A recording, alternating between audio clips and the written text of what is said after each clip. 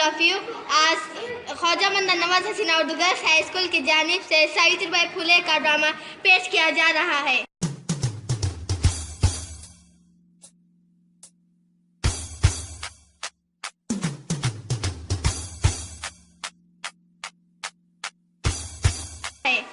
समाज सेविका, कवि, वंचितों की आवाज उठाने वाली सावित्रीबाई फुले ज्योतिराव, जिनके जीवन और कृत्य के बारे में अभी भी देश के बहुत सारे लोग नहीं जानते।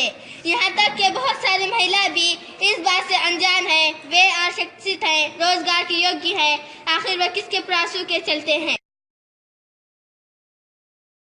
सावित्रीबाई फुले का जन्म 3 जनवरी 1831 को पुणे से 50 किलोमीटर दूर नायगांव में हुआ।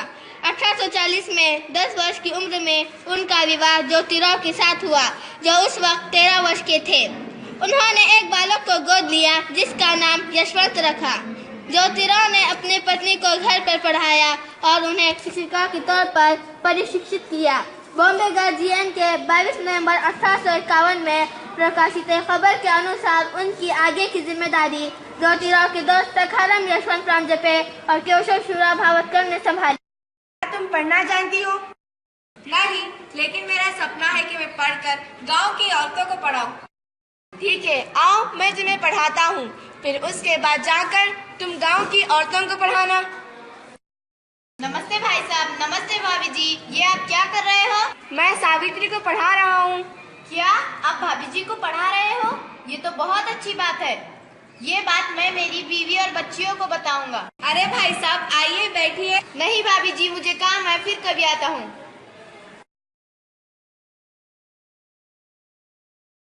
फुले भारत की पहली महिला अध्यापिका थी। घर की धैर्य लांघकर बाहर पढ़ाने जाने की इस कदम से आधुनिक भारतीय महिला के सार्वजनिक जीवन का प्रारंभ होता है। उन्होंने अपने पति ज्योतिराव के साथ मिलकर महिला की शिक्षा के लिए महत्वपूर्ण काम किया। मुझे आशीर्वाद दीजिए।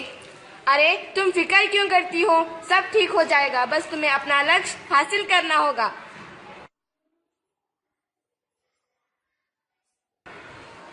अरे भाई, किधर जा रही है तू? मैं तुम सबको पढ़ाना चाहती हूँ। पढ़ाई करेंगे तो घर का कामकाज कौन करेगा? घर का काम भी करेंगे, बच्चों को भी संभालेंगे और पढ़ाई भी करेंगे। ऐसा नहीं होता। हमारे आदमी लोग हमें घर से बाहर पाँव रखने नहीं देते। पढ़ना तो खाक में गया। तुम क्यों फिक्र करती हो? मैं उन्हें समझा दूंगी। क्या सोच रही हो? सोच रही हूँ कि तुम्हारी भी बात ठीक है। आखिर कब तक हम घर का चूल्हा फूंकते रहेंगे? हमें भी पढ़ना है, हमें भी आगे बढ़ना है। चलो हम पढ़ने के लिए तैयार हो जाते हैं। क्यों हमारी औरतों को भटका रही हो? तुम्हारे आदमी ने तुम्हें घर के बाहर भेजकर अच्छा नहीं किया। तुम जाओ। बार कुछ नहीं, जा। इनका तो हमेशा ऐसे ही रहता है। मारो मारो मारो। रुक जाओ, हमारी बात तो सुनो। देखो भाइयों, अगर हमारे गांव की औरतें भी पढ़ेंगी तो हमारे गांव का नाम रोशन होगा। हाँ भाई साहब, ठीक कह रहे हैं, इस बात पर गौर कीजिए। 1848 में उन्होंने देश में पहली महिला स्कूल की स्थापना की, जिसके बाद वो 5 अन्य विद्यालय खोलने में सफल हुई। 5 फरवरी 1852 के आवेदन पत्र के अनुसार लड़कियों के लिए पहले 3 स्कूल 3 जुलाई 1851, 17 नवंबर 1851, 15 मार्च 1852 चुकलू नगरवाड़ा, रास्तापेट और वेडरपेट क्रमशः शुरू किए गए। सावित्रीबाई फुले इनमें से सबसे पहली स्थापित स्कूल की प्रधान अध्यापिका थी। एक ऐसी महिला जो 19वीं सदी में छुआछूत, बाल विवाह तथा विधवा विवाह, अनिश्चित जैसी कृतियों के लिए काम किया। ये क्या हो रहा है? विवाह हो रहा है बच्चों का। हाँ, पर ये गलत है। इसमें क्या गलत है? हमारी और तुम्हारी शादी तो इसी उम्र में हुई थी, भूल गई क्या?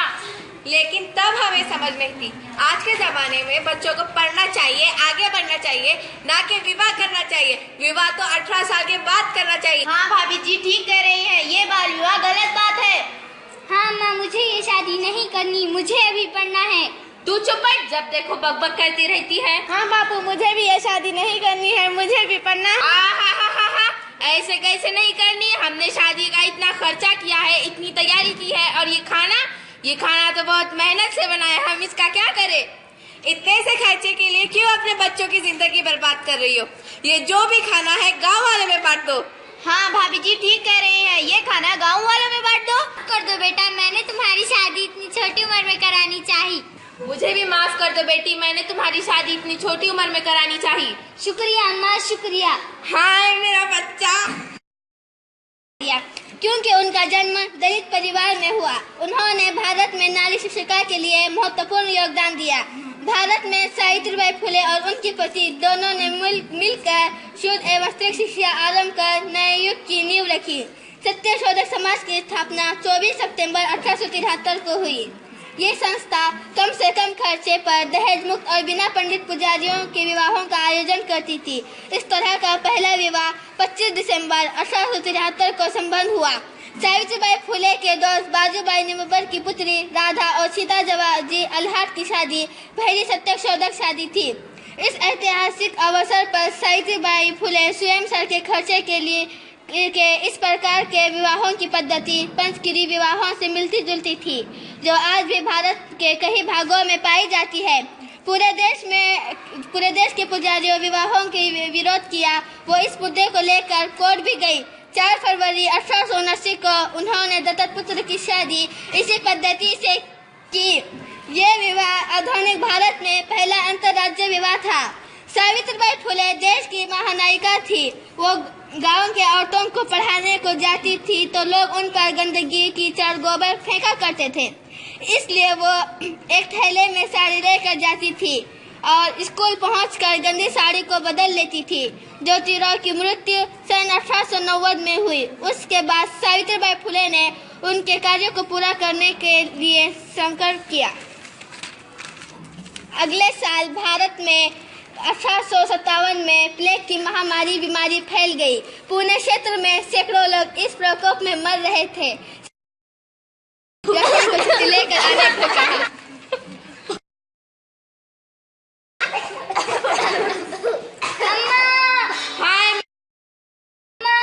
हाय मेरी बच्ची, क्या हुआ तुझे? देखिए कुछ तो कीजिए। क्या हुआ इन्हें, क्या हुआ? पता नहीं, अपने आप बेहोश हो गई। उठो उठो उठो। देखा माँ, अपने गांव के कितने लोग मर रहे हैं। हाँ बेटा, आखिर क्या कर सकते हैं हम? इसका कुछ इलाज होगा। चलो बेटा, हम हमारे गांव में एक अस्पताल बनाते हैं जहां लोगों का इलाज हो सके। हाँ माँ, आप सही कह रहे हैं। ये बात हम गांव वालों को बताते हैं। यशवंत के लौटने पर उनकी मदद से साथ ने परिवार के खेतों में हॉस्पिटल बनवाया। वो बीमार लोगों के पास जाती और खुद ही उन्हें हॉस्पिटल तक लेकर आती। हालांकि वो जानती थी कि ये एक संक्रामक बीमारी है, फिर भी बीमार लोगों की सेवा देखभाल जारी रखा। जैसे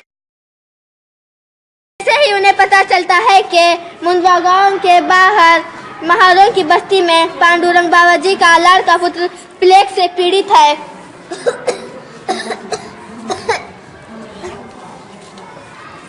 वो बीमार बच्चे को पीठ पर बिठाकर हॉस्पिटल तक लेकर आई।